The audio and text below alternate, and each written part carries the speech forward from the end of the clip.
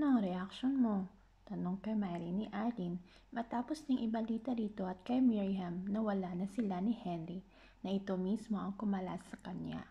Nasa loob sila ng isang restaurant, hindi kalayuan sa opisina nila. Dito siya nagyaya after office hours upang magbuhos ng sama ng loob kahit hindi niya alam kung malulunok niya ang pagkain o orderin niya. Nagulat. Hindi ko naisip na gagawin niya yun. Siya nang sabi sa akin na mahal niya ako. Tapos, magkikipag-break siya sa akin. Saka, maliit lang naman yung dahilan ng away namin. Paulit-ulit na akong nagpaliwanag sa kanya. Ayaw niya makinig.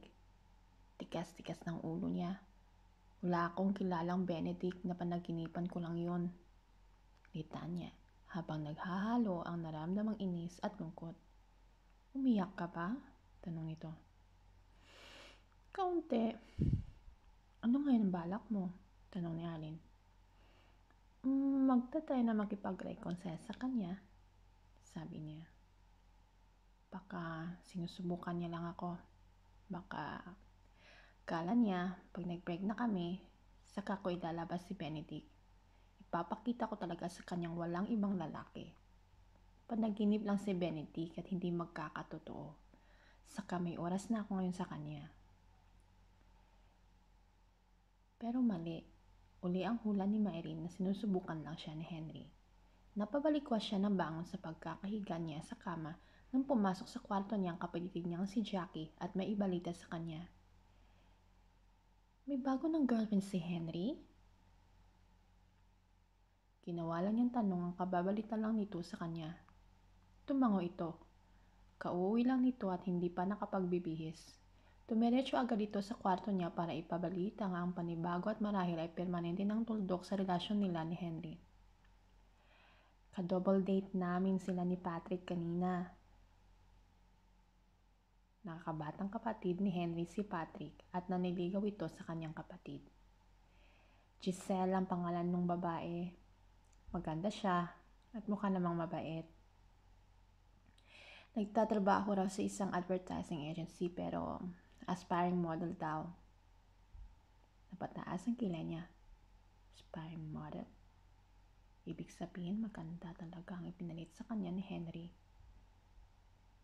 Ba't mo naman nasasabing girlfriend na ni Henry yun? Sinabi ba nila sa'yo? Baka nag-date lang sila, baka magkaibigan lang. Ipinakilala siya sa akin ni Henry as girlfriend ate, sabi nito. Napapikit siya.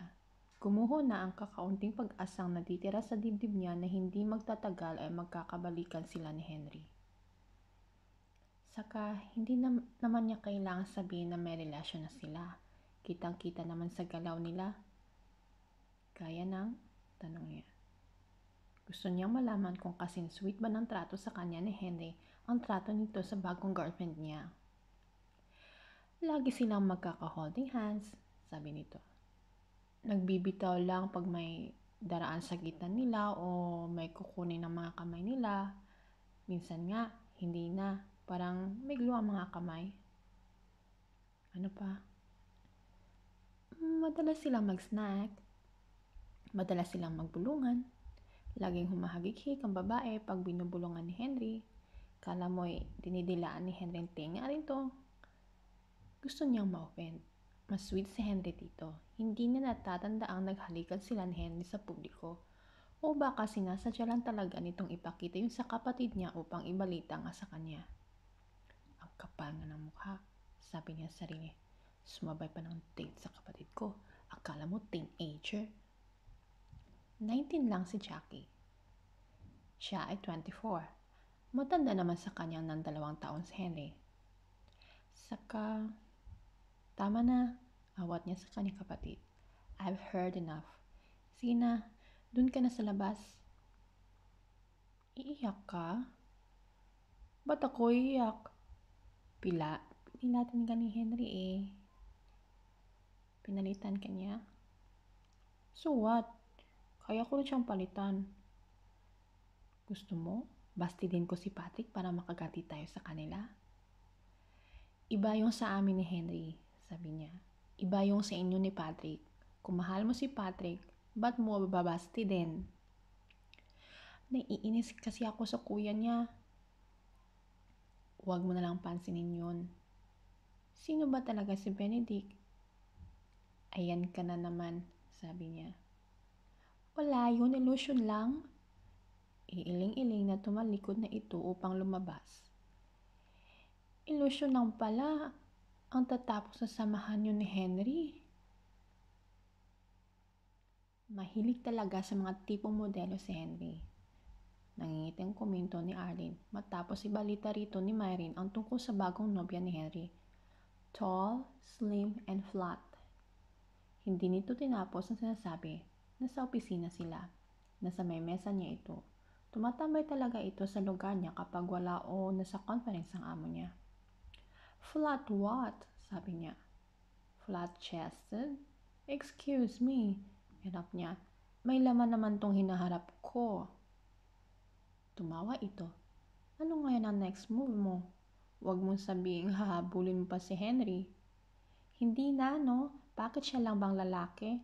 May iba pa. Sabi naman ng papalapit sa kanilang si Miriam. Nakausap ko na si Madam Franca. Pupunta tayo sa opisina niya mamaya. Sino Madam Franca? Curious na tanong niya rito. At bakit tayo pupunta sa kanya? Isang magaling na psychic at supernaturalist si Madam Franca. So, nakataas ng isang kilay na sabi ni Arlene, ipapa-analyze natin sa kanya yung dream ni Myrene tungkol kay Benedict. Hanggang ngayon ba, di mo pa nakakalimutan yung Benedict na yun? Hibit balikat na sabi niya, he doesn't exist. Yun ang alamin natin kay Madam Franca, Myrene. Ayoko, tanggi niya. Wala namang mawawala, ani Miriam. Tingnan na natin kung anong sasabihin niya sa dream mo. May mawawala. Ngingiti-ngiti, sabi ni Arlene. Yung service fee, ang alam ko mahal maningil ang mga yan.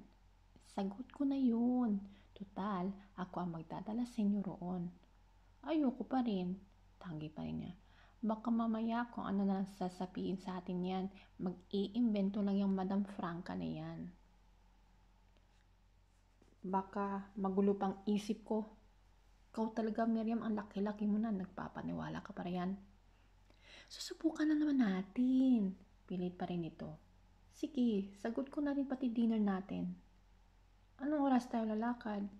Pagbabago ka agad ng isip ni Arlene. Natawa si Miriam. Talaga, pag nakarinig ng libre, sama agad. Mamayang uwian. Sumama ka na, Myrene. Baling ni Arlene sa kanya.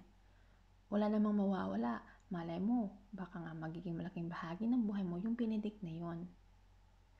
Matagal mo na siya nag-isip bago sumagot. Sige, pero gusto ko sa seafood restaurant tayong kakain. Isa ka pa. Tatawang-tawa, sabi ni Miriam. Oo na. Taliwas sa iniisip ni Myrene, walang suot na turban at disente ang suot na damit ni Madam Franca nang makarating sila sa opisina nito. Nakasimpleng barong Tagalog na pambabae lamang ito. Wala rin itong mga weird statue o ano pang kakatuwang palamuti sa opisina nito. Maliban sa ilang frame posters na may mga mystic illustration at isang maliit na figurine ng isang enchanted creature sa ibabaw ng mesa nito. Hindi rin nila ito narinig na nagbo-vocalize ng mga weird chants kaninang pumapasok sila sa opisina nito. Mukha rin kagagaling ang psychic na ito. Sa tingin niya, mahigit 50 na ang edad nito. Kung hindi lang nila alam ang pinagkakatiaan nito, iisiping professor ito sa isang prestigious college o isang abogada. I can sense that you have doubts, sabi nito sa kanya. Ina-expect ko na yan sa lahat ng mga tao nakakaharap ako sa unang pagkakataon. Anito. Totoo naman ang sinabi nito kahit nga kaninang nauupo na silang tatlo ng mga kaibigan niya sa harap nito ay wala pa rin siyang kapanipaniwala rito.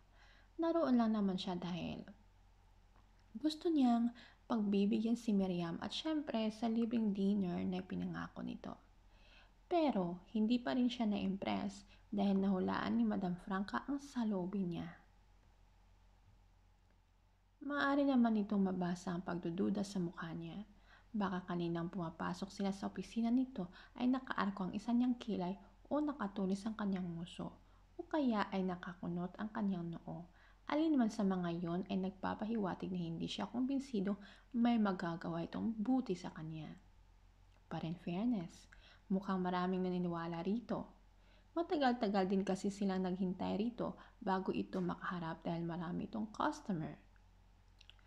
But I also expect it to be erased in a little while. Tugtong nito habang nakangiti. Just relax. Your lobster and seafood spaghetti can wait. Napamaang siya. Ang mga pagkain kababanggit lang nito ang kanina pa nasa isip niya at plano niyang orderin sa mang nasa seafood restaurant na sila ni Miriam. Sigurado siyang hindi pa niya yun nababanggit sa mga kaibigan niya. At lalo siyang siguradong hindi pa yun lumalabas sa bibig niya habang naruroon sila sa opisina ni Madam Franca. Bakit? Tanong ni Arlene sa kanya na tila napansin ang pagkagulat na bumahid sa mukha niya. Wala, sabi niya. Ngitaan siya ni Madam Franca nang magtama ang mga mata nila. Gusto tuloy manindig ng mga balahibo niya pero agad din siyang bumawi. Inisip niyang baka nakatsamba lang ito. Tell me about Benedict, sabi nito sa kanya. Napanikinipan ko siya. Tell me about the dream. Ikinakasal daw kami sa panaginip, kwento niya. Pero wala siyang mukha. Yung ibang tao sa panaginip ko, lahat kilala ko, kaibigan ko, maliban sa kanya. Yung mga tao sa panaginip mo, were they smiling? Ano ang ekspresyon sa mga mukha nila? Tanong nito. Nakangiti sila, sabi niya.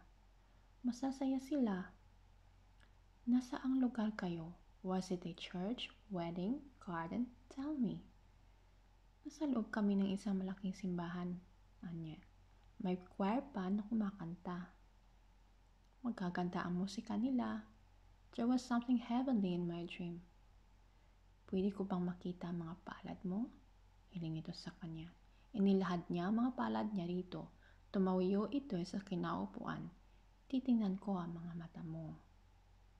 Tiningnan nito o binasa ang mga mata niya bago bumalik sa upuan nito sa likod ng mesa.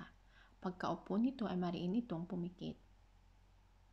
Pagkaraan ng marahil ay 1 minuto ay muli itong dumilat at tumingin sa kanya. Maniniwala ka ba kung sasabihin ko sa iyo na ang Benedict na napanaginipan mo ay ang lalaking mapapangasawa mo?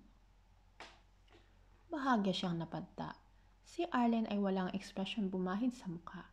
Alam niyang wala pa rin itong bilib sa kaharap nilang manghuhula. Hindi naman kasi nito alam na nahulaan ng kaharap nila ang pagkain kinatatakaman niya ngayong gabi. Kung alam nito, baka tulala na rin ito ngayon.